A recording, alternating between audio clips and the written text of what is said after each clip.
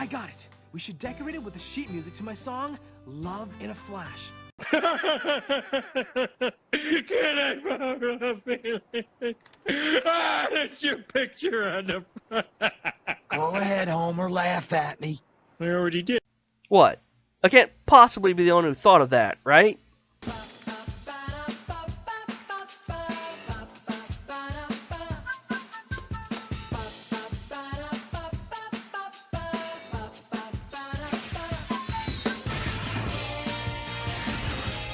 Hey, every pony! Welcome back to Pony Talk!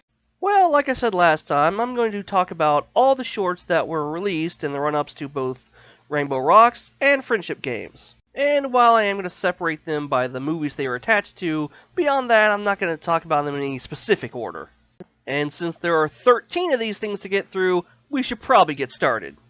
And we'll start things off with the short showing how Rainbow Dash got her guitar that she played in Rainbow Rocks. Because everything needs an origin story these days.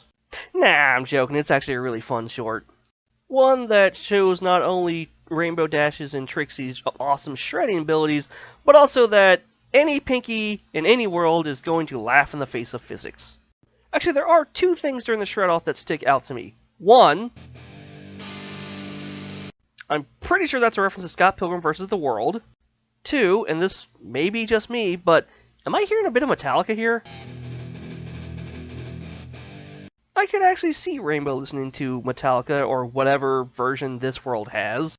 Also, I love how it shows vinyl working in the record store. That just makes all the sense in the world. And I do have to wonder if, since Twilight isn't there and Sidetwi is at Crystal Prep, are Rainbow Dash and Trixie rivals in this world? I can certainly see them having the clash of egos every now and then.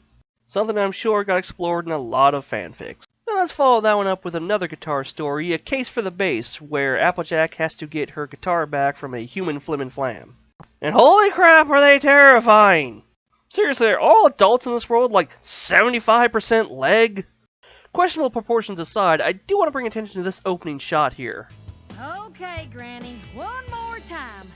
That is absolutely gorgeous and feels like we should be seeing it in 3D. It shows how the quality of animation, not just Equestria Girls, but the entire series, just vastly improved from when this all started.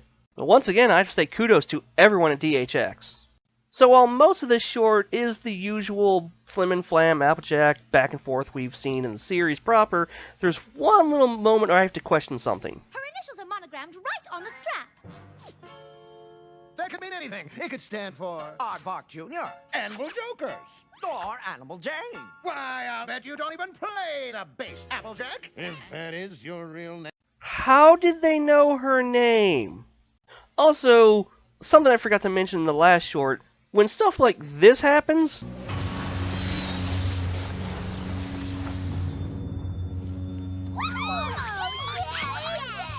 Perhaps this is her base. people are taking it way too easily.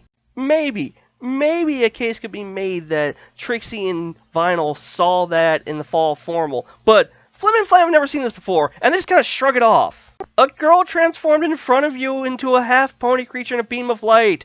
Be amazed! Or horrified! Or something!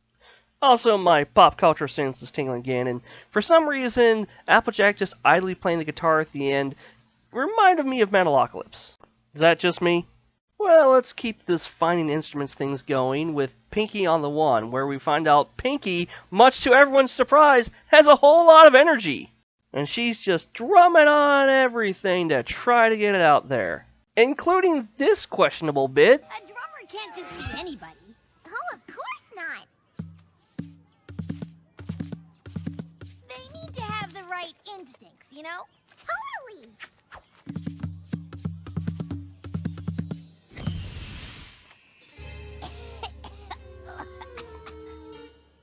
Did they really have to make it so it looked like Pink was farting glitter all over Rainbow Dash? And why do I feel that's someone's thing? Ew. And of course, when Rainbow finally takes the incredibly obvious hint that Pinky should be her drummer, we get this.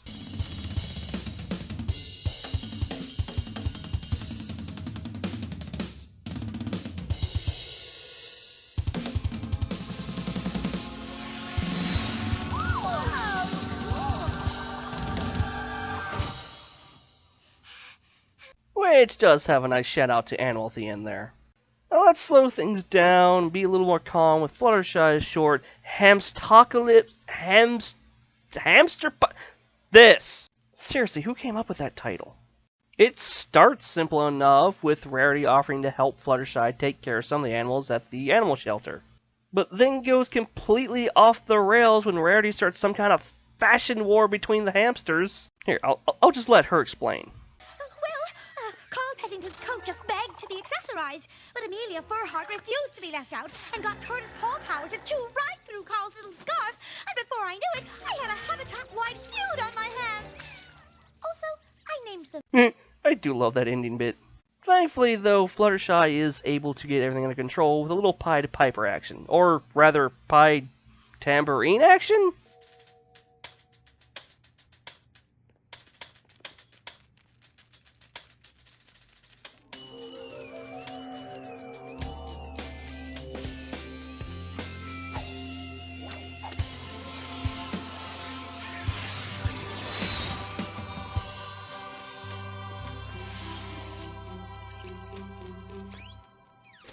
What was with that little hip bump, though? Getting kind of sassy there, aren't you, Fluttershy? And speaking of Rarity, let's get on to her short, Player Piano, where we find her dragging a grand piano to school. I'll be honest, I'm impressed she made it that far. But she needs some help getting it into the music room, so she gets the humanized Diamond Dogs to help her by, well... Oh, boys!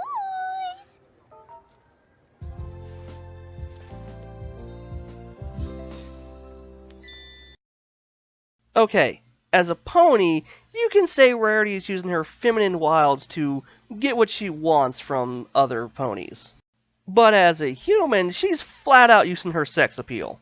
You know, for kids! Seriously, if this were a show for an older audience, I would not be surprised to see her showing a little leg in that scene. And while I know some have wondered why the Diamond Dogs get to be human while Spike's a dog, I have to wonder, what exactly were they doing? Apparently it's okay for them to just dig holes in the schoolyard for some reason. And while Rarity may have a point about the grand piano being a refined instrument, hey, works for Billy Joel, yeah, something portable was definitely going to have to be worked in. Enter that 80s classic, the keytar. And obligatory true instrument transformation scene.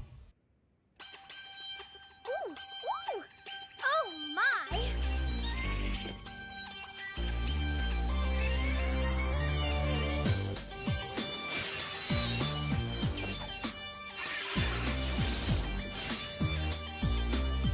Look at that! Oh, my goodness! Okay, you just know someone saw up her skirt right there. Sorry, but you can't have magical lifting transformations in skirts. Maybe if some of them had pants on, that'd be a good idea, but I guess we gotta wait for the 4th movie for that. And snarky comments aside, I did like all the transformation sequences, and it shows us what we could expect in Rainbow Rocks. Plus, they all got to be great little character moments, and I really enjoy those things. Now, the last 3 shorts are essentially music videos, so I'm not sure how much I can really say on them. Other than Vinyl's short Music to My Ears gave dubstep a whole new meaning.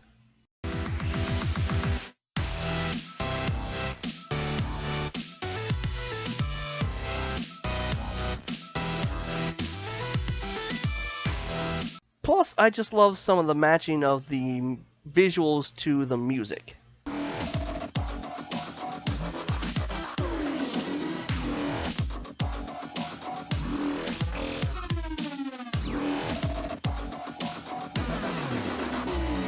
And the slow motion bit in the cafe was great, and again, there's Pinky. And of course, it showed off how utterly adorable human Vinyl Scratch is. And let's be honest, this is probably how both versions of her see the world every single day. Now, on Perfect Day for Fun, there are 2 things I do want to point out. 1, no, pairings are wrong, ships are ruined, how dare you! And 2, when did Princess Twilight get a cell phone? How did she get a cell phone? Where does she keep it? I have so many questions! Yes, thank you, Sal. And beyond that, there are some fun little visual gags, like the Discord plushie there. And look, Cherry Lee and Big Mac are together. Although the last time we saw him was in the cafeteria in the first one, so he's a student, so human Cherry Lee is inappropriate. Also, there's this. Hey, did I just come in last? No, AJ, you didn't. Rainbow did. I don't know what happened there. And the rest of it is, like I said, kind of a music video set to a really fun song that I'm sad didn't make it into any of the soundtracks. But the next one did. In fact, it made it into the movie. This is a video for Shake Your Tail. I'm not sure why they included this, because again, it's in the actual movie, and it feels a little bit like a wasted opportunity we could got for another character short. Maybe a Sunset Shimmer one. Although, maybe that would have lessened the impact when we actually saw her in the movie. I don't know. But the gist of the video is the girl is trying to decide on a theme for a party. Of course, they all come up with their own ideas, and then decide to mix them together, because harmony and friendship and all that. But what I really want to point out is that the last video and this video, the outfits they have on stage, much better than the ones they actually used in the movie. I kind of wish they had used those outfits. And yeah, they do kind of look like outfits from Jim, but the real Jim movie didn't use them, so why can't they? And so those are all the Rainbow Rock shorts. Now let's get into the shorts that led us into the friendship games.